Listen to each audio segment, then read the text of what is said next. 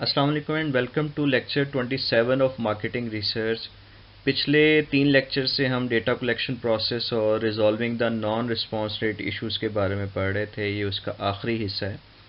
इससे पहले हमने डेटा कलेक्शन प्रोसेस के मुख्तलिफ स्टेप्स पढ़े और फिर हमने ये देखा कि जो नॉन रिस्पॉन्स रेट इश्यूज़ हैं वो किस तरह की बायसनेस ला सकते हैं और उनको फिर कैसे रिजॉल्व किया जा सकता है।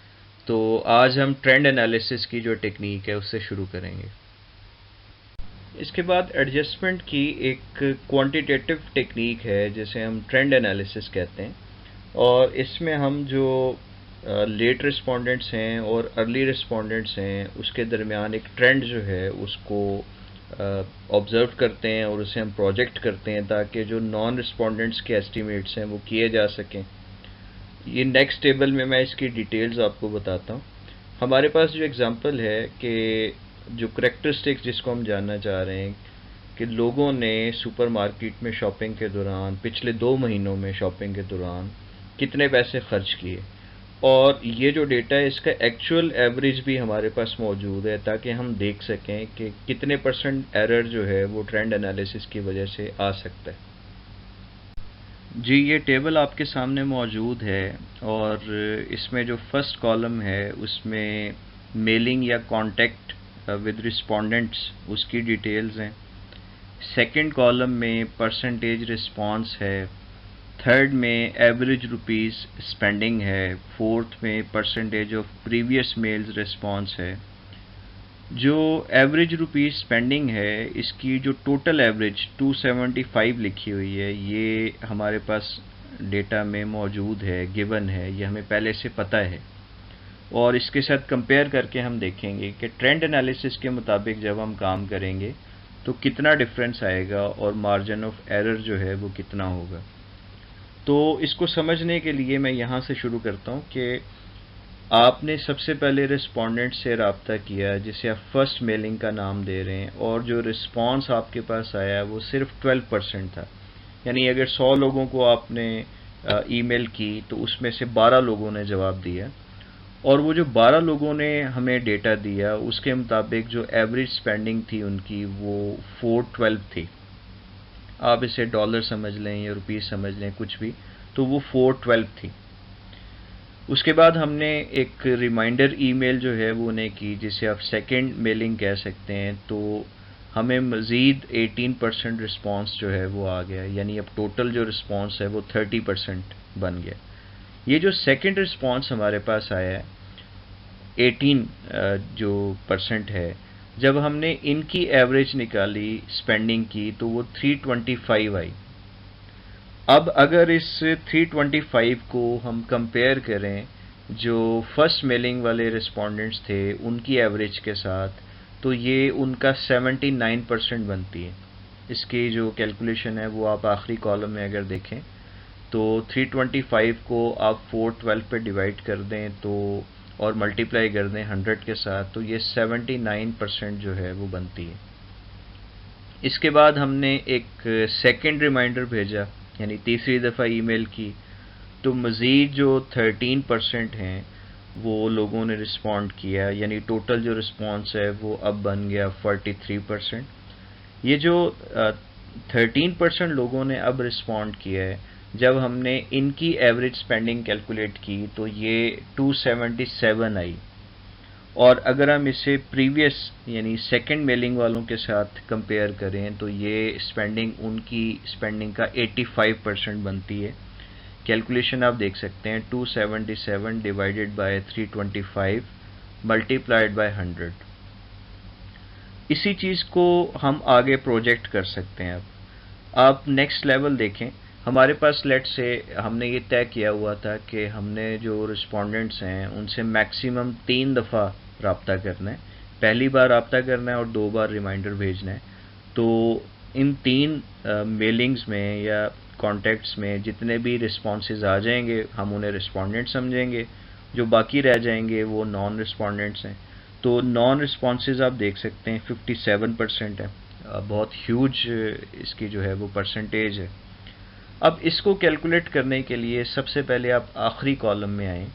देखें, जो फर्स्ट और सेकंड के दरमियान एक परसेंटेज का डिफरेंस था, वो 79% था। सेकंड जो मेलिंग थी वो फर्स्ट के एवरेज स्पेंडिंग का 79% थी, और जो थर्ड थी वो सेकंड का 85% थी। दोनों के दरमियान जो डिफरेंस है वो 6% का। अगर हम इसी 6% को 85 में ऐड कर दें तो हम ट्रेंड की बेस पे अंदाज़ा लगा सकते हैं कि अगर नॉन रिस्पोंडेंट्स हमें रिस्पांस देते और उनकी एवरेज रुपीस जो है स्पेंडिंग वो हम कैलकुलेट करते तो वो 91% ऑफ थर्ड मेलिंग था। तो अगर हम 91% ऑफ थर्ड मेलिंग कैलकुलेट करें, जिसका मतलब ये होगा कि थर्ड मेलिंग है 277, इसे आप 0.91 से मल्टीप्लाई करें तो ये 252 बनता है।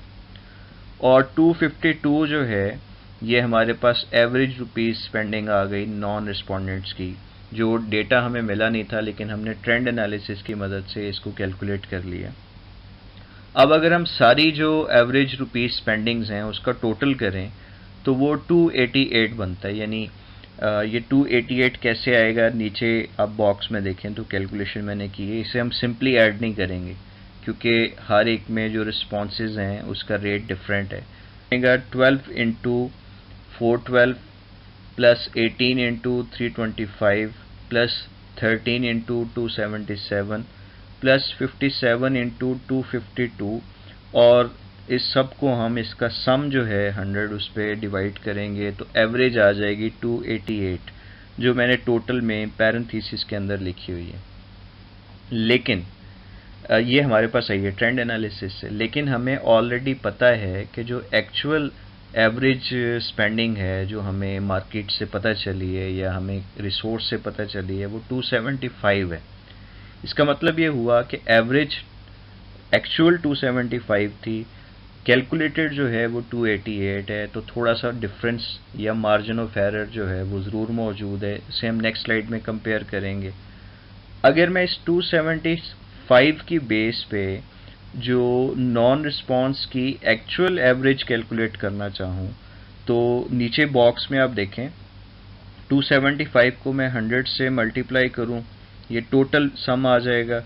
और दूसरी साइड पे एवरेज का फार्मूला अगर मैं लगा रहा हूँ यहाँ पे 12 into 412 plus 18 into 325 plus 13 into 277 plus 57 into Y, let's say ये जो एक्चुअल थी इसको मैं y कह रहा हूँ। अगर मैं इस इक्वेशन को y के लिए सॉल्व करूँ तो ये 230 आ जाएगा। यानी 252 हमने ट्रेंड एनालिसिस की मदद से कैलकुलेट की थी और 230 जो है ये एक्चुअल बनती है। अब अगली स्लाइड में मज़ीद हम कुछ डिटेल्स देखते हैं। जी, ये जो ऊपर वाली कैलकुलेशंस हैं ये वही हैं जो ऑलरेडी हम डिस्कस कर चुके हैं। आप अगर सबसे नीचे वाले बॉक्स में देखें तो एक्चुअल एवरेज स्पेंडिंग जो हमें गिवन थी वो 275 थी, जबकि जो हमने ट्रेंड एनालिसिस से कैलकुलेट की वो 288 थी। आप देखें कि इसमें जो मार्जिन ऑफ एरर आया है वो सिर्फ 5% आया है। यानी ये जो 288 और 275 है ये सिर्फ 5% से डिफ़र करते हैं एक दूसरे से। आप ये देखें, हमारे पास अगर ये ऑप्शन होती कि हम ट्रेंड एनालिसिस यूज़ ना करें और सिंपली जो नॉन रिस्पोंडेंट्स हैं उनको इग्नोर कर दें, तो फिर उनकी जो एवरेज है ऊपर मैंने कैलकुलेट की है 12 into 412 plus 18 into 325 plus 13 into 277।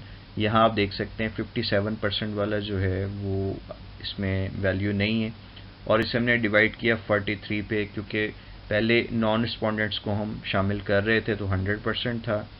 57% non respondents को इग्नोर कर दें तो ये 43 रह जाएगा। एवरेज आ रही है 335, जो स्पेंडिंग एवरेज है वो 335 आ रही है। अब अगर आप इसे कंपेयर करें एक्चुअल के साथ विच इज़ 275, तो जो एरर आ रहा है दोनों में वो 22% का है, जो कि बहुत ज़्यादा एरर है, इसलिए मैंने इसे यहाँ पे पुअर लिखा है। जबकि ट्रेंड एनालिसिस के इस्तेमाल से जो एरर है वो सिर्फ 5% है। तो इन शॉर्ट ये कि ट्रेंड एनालिसिस को यूज़ करने से भी अगरचे कुछ ना कुछ एरर आएगा, लेकिन वो एरर जो है वो बहुत कम है और मैनेजेबल है एज़ कम्पेयर टू कि अगर हम नॉन रिस्पोंडेंट्स को टोटली इग्नोर कर दें तो उसकी वजह से जो एरर था वो बहुत ज़्यादा था। ये जो भी मैंने एग्जांपल को एक्सप्लेन किया वो यहाँ पे रिटन फॉर्म में आपके सामने मौजूद है, आप इसे पढ़ सकते हैं। इसी तरह ट्रेंड एनालिसिस को यूज़ करना और ना करना, दोनों सिचुएशंस में जो एरर है उसका डिफरेंस कितना आएगा वो यहाँ पे एक्सप्लेन किया गया है, ऑलरेडी मैं आपको बता चुका हूँ। इसी तरह हमारे पास एडजस्टमेंट की एक और क्वांटिटेटिव टेक्निक है जिसे हम वेटिंग कहते हैं, और इसमें हम जो सैंपल और टारगेट पॉपुलेशन है उसके दरमियान जो स्ट्रक्चर्स हैं उनको कंपेयर करते हैं, और अगर इन स्ट्रक्चर्स में किसी किस्म का जो डिफरेंस है वो आ जाए तो हम वेटेड स्कीम अप्लाई करते हैं। मिसाल के तौर पे हमने एक मेल सर्वे कंडक्ट किया है और इसमें हमारे पास जो सैंपल और पॉपुलेशन है दोनों में डिफरेंस आ गया बेस्ड ऑन एज स्ट्रक्चर। तो नेक्स्ट स्लाइड में हम देखेंगे कि किस तरीके से हमने वेटेड स्कीम को अप्लाई किया। इस टेबल में आप देख सकते हैं सबसे पहला जो कॉलम है इसमें एज ग्रुप्स दिखाए गए हैं 13 to 18 years, 19 to 24 years, 25 to 34 years and so on, और जो आखिरी ग्रुप है वो 75 ईयर्स और मोर। और नेक्स्ट जो कॉलम है उसमें सैंपल की परसेंटेज दिखाई गई है, उसके बाद पॉपुलेशन की परसेंटेज है, और आखिरी जो कॉलम है उसमें वेट है।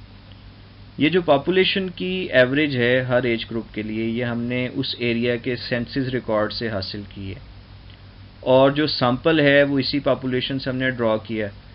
वहाँ से जब हमने डेटा कलेक्ट किया तो हमारे पास उस डेटा में हर एज की परसेंटेज कैलकुलेट कर ली हमने। अब यहाँ पर देखें कि 13 to 18 ईयर्स में जो हमारे पास सैंपल आया है उसमें 4.32% आई है उसकी पॉपुलेशन, जबकि एक्चुअल जो पॉपुलेशन है वो 6.13 है। यानी अगर ये एग्जैक्ट होता तो फिर जितनी पॉपुलेशन में 13 to 18 ईयर्स के लोग हैं उतने ही सैंपल में भी होने चाहिए थे, लेकिन एक्चुअली यहाँ पे कम है। फिर 19 to 24 ईयर्स में अगर आप देखें तो एक्चुअल पॉपुलेशन में इनकी तादाद 7.45% है, जबकि हमारे पास जो सैंपल आया है उसमें 5.89 है। अगेन ये एक्चुअल तादाद से कम है। फिर 25 to 34 ईयर्स में देखें तो इसमें भी एक्चुअल जो पॉपुलेशन है उससे सैंपल में इनकी जो रिप्रेजेंटेशन है वो कम है। ये जो लास्ट कॉलम में वेट आपको नज़र आ रहा है, इसकी कैलकुलेशन के लिए हम क्या करेंगे कि पॉपुलेशन की जो परसेंटेज है उसे डिवाइड कर देंगे सैंपल की परसेंटेज पे। जैसे आप पहले ग्रुप में देखें 6.13 को जब हमने डिवाइड किया 4.32 पे तो आंसर आएगा 1.42। ये वेट बन जाएगा पहले एज ग्रुप यानी 13 to 18 ईयर्स के लिए। इसी तरह से 19 to 24 ईयर्स के लिए 7.45 को हम डिवाइड करेंगे 5.89 पे तो आंसर आएगा 1.26। अब ये जो वेट है जब हम इसे एज ग्रुप के साथ मल्टीप्लाई करेंगे तो ये खुद ब खुद उसको बैलेंस करता जाएगा, यानी वो जहाँ पर भी पॉपुलेशन से हमारे पास सैंपल में उस एज ग्रुप की रिप्रेजेंटेशन कम होगी वहाँ पे वेट के साथ अप्लाई करने से वो खुद ब खुद बैलेंस हो जाएगी। अगर आप 35 to 44 ईयर्स वाले एज ग्रुप में देखें तो यहाँ पे पॉपुलेशन और सैंपल की जो परसेंटेज है ऑलमोस्ट इक्वल है, जिसका मतलब है कि इस एज ग्रुप के लोग जितने पॉपुलेशन में हैं तकरीबन उतने ही सैंपल में भी आए हैं। तो वेट सिर्फ 1.01 बन रहा है जो कि बहुत क्लोज है 1 के। अगर 1 है तो इसका मतलब है कि दोनों इक्वल है। फिर अगर आप देखें जो लास्ट ग्रुप है 75 प्लस वाला, यहाँ पर सैंपल में जो परसेंटेज आई है वो 15.81 है, जबकि पॉपुलेशन में 11.87 है। तो अगर हम पॉपुलेशन को सैंपल पे डिवाइड करें तो ये 0.75 का वेट बनता है जो कि 1 से लेस है। इसका मतलब है कि ओवर प्रेजेंटेशन ऑफ 75 ईयर्स और मोर एज ये हमारे सैंपल में हुई है, लेकिन जब अब इस वेट से मल्टीप्लाई करेंगे तो ये खुद ब खुद उसको बैलेंस कर देगा। तो ये जो वेटिंग की टेक्निक है ये हमारी पॉपुलेशन और सैंपल के जो स्ट्रक्चर्स हैं उनको एक दूसरे के साथ मैच करने के लिए बहुत यूज़फुल होती है। जी, जो डिटेल्स मैंने आपको इस टेबल में बताई थी वो यहाँ पे मुख्तलिफ पॉइंट्स की शक्ल में दी गई हैं, आप इन्हें खुद पढ़ सकते हैं। एडजस्टमेंट की जो लास्ट टेक्निक हमारे पास है उसे इम्प्यूटेशन कहा जाता है, जिससे मुराद ये होती है कि एक वेरिएबल की किसी करैक्टरिस्टिक को किसी सिमिलर वेरिएबल के ऊपर अप्लाई कर दिया जाए। मिसाल के तौर पे हमारे पास रिस्पोंडेंट्स भी हैं और नॉन रिस्पोंडेंट्स भी हैं, और किसी पर्टिकुलर वेरिएबल में जो नॉन रिस्पोंडेंट्स हैं उनकी तरफ से आंसर्स मौजूद नहीं हैं। अब हम देखेंगे कि मुख्तलिफ जो रिस्पोंडेंट्स हैं और नॉन रिस्पोंडेंट्स हैं वो बड़ी हद तक एक तरह के हैं, उनमें सिमिलैरिटी जो है वो काफ़ी ज़्यादा है। तो हम जो रिस्पोंडेंट्स की वैल्यूज़ हैं उनको इम्प्यूट कर सकते हैं या असाइन कर सकते हैं ऑन नॉन रिस्पोंडेंट्स। जैसे किसी ने अगर ब्रांड यूजेज के बारे में जवाब नहीं दिया, तो जो रिस्पोंडेंट्स हैं अगर वो उन नॉन रिस्पोंडेंट्स के साथ मैच करते हैं, मिलते जुलते हैं, और ये जो मैच करना है इसको हम कोरिलेशन के थ्रू चेक करेंगे। अगर दोनों ग्रुप्स में जो कोरिलेशन है वो स्ट्रॉन्ग है, हाई है, तो फिर हम इस क्वेश्चन की जो वैल्यूज़ रिस्पोंडेंट्स ने दी थी उसी तरह की वैल्यूज़ हम नॉन रिस्पोंडेंट्स के लिए भी एज्यूम कर सकते हैं। इस चीज़ को इम्प्यूटेशन कहा जाता है। तो डियर स्टूडेंट्स, इन लेक्चर्स में हमने डेटा कलेक्शन प्रोसेस के मुख्तलिफ स्टेप्स पढ़े, और इसके साथ साथ हमने देखा कि नॉन रिस्पॉन्स रेट इश्यूज़ क्या होते हैं, किस तरह की प्रॉब्लम्स क्रिएट कर सकते हैं, और इनको फिक्स करने के कौन कौन से जो मेथड्स हैं वो हमारे पास मौजूद हैं। Thank you very much.